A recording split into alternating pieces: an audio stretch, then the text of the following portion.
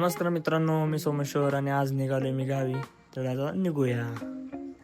चला आलो आपल्या गाडीपाशी आले की पहिलं आपली जरा पुसून घेऊ.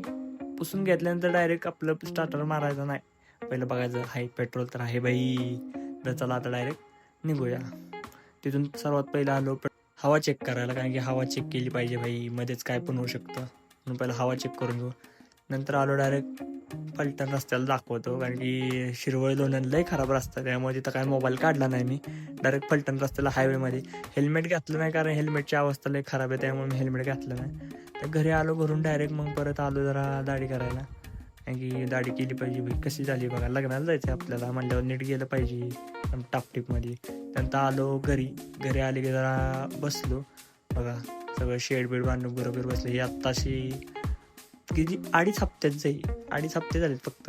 नंतर आलो परत ट्रॅक्टरवर. आपलं निमेचं गावाला आले की आपलं हे कामच असतं, यायचं ट्रॅक्टरवर नांगरायचं, घरी जायचं. हे काढायचं होतं, कारण की एवढंच अजून एक राहिले, पण ते बघू नंतर. पहिलं हे काढून घ्या. अवस्था बघा कशी झाली. थोडा वेळ म्हणलं जरा जाऊन येऊ, जरा आराम देऊ ट्रॅक्टरला.